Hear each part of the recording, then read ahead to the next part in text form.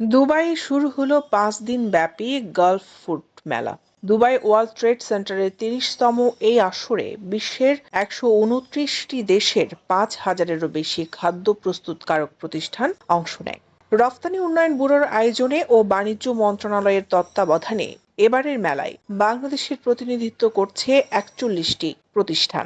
বাংলাদেশকে যে Gulf food এক্সিবিশনের মাধ্যমে বাংলাদেশকে প্রমোট করতেছে, সেই জন্য আমরা যারা সংযুক্ত আরব আমিরাতে বাংলাদেশি প্রবাসী আছি, আমরা ওনাদের কাছে কৃতজ্ঞতা এবং সরকার যে এই ধরনের একটা সুযোগ করে দিয়েছে দূতাবাস, এবং বাংলাদেশ দূতাবাসকেও জানাই আন্তরিক অভিনন্দন।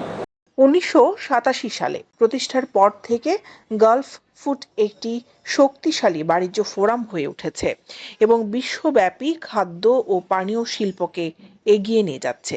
সোমবার ১৭ ফেব্রুয়ারি থেকে শুরু হওয়া মেলার এবারের আসর শেষ হবে আগামী শুক্রবার ২১ ফেব্রুয়ারি।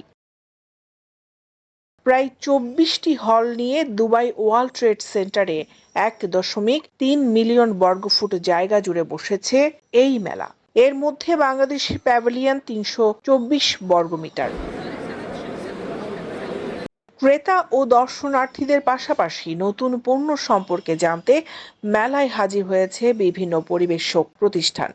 এতে করে পণ্যের বাজার সম্প্রসারণের সুযোগ পাচ্ছে উৎপাদক প্রতিষ্ঠানগুলো। বাংলাদেশি প্রতিষ্ঠানগুলো বলছে, খাদ্যপণ্য উৎপাদন, বাজারজাতকরণ ও রফতানিকারক প্রতিষ্ঠানগুলোর জন্য সম্ভাবনার নতুন দুয়ার খুলেছে গালফ ফুড মেলা। বাংলাদেশি প্যাভিলিয়ন পরিদর্শন শেষে বিশ্ববাজারে দেশীয় পণ্যের বাজার সম্প্রসারণের লক্ষ্যে পরিকল্পনা তুলে ধরেন রফতানি উন্নয়ন ব্যুরোর শীর্ষ কর্মকর্তা ইপিবির ভাইস চেয়ারম্যান আনোয়ার হোসেন ও আবুধাবিতে বাংলাদেশের রাষ্ট্রদূত তারেক আহমেদ। তিনি বলেন, আলহামদুলিল্লাহ, আমি খুবই খুশি যে আমরা যদিও একদম শেষ মোমেন্টে হয়েছে, বাট সকলের ভিসা করা গিয়েছে, এটা আমি একটা প্রাথমিক সাফল্য ধরে নিই।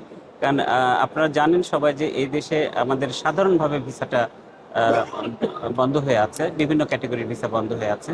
তো সেখানে আমরা এই ইভেন্টের গুরুত্বটা এই হোস্ট গভর্নমেন্টকে আমরা বোঝাতে পেরেছি, এবং আমাদের পার্টিসিপেশন এই ইভেন্টের জন্য কতটা গুরুত্বপূর্ণ এটা আমরা বোঝাতে পেরেছি বলেই আমরা সকলের জন্য ভিসা ব্যবস্থা করতে পেরেছি।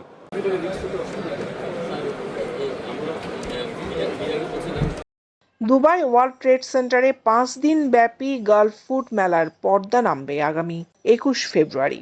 এবারের গালফ ফুড ফেয়ারে Ispahani Foods, Habiganj Agro, Pran Foods, Kishwan Snacks, Banoful and Company, Fulkoli Bread and Biscuit Industries, Olympic Industries, Bombay Sweets, Square Food and Beverage, Akij Essential, হিপস Agro Food Industries, Ifad Multi Products, ACI Foods, Bashundhara Multi Foods Products প্রতিষ্ঠান অংশ নিয়েছে।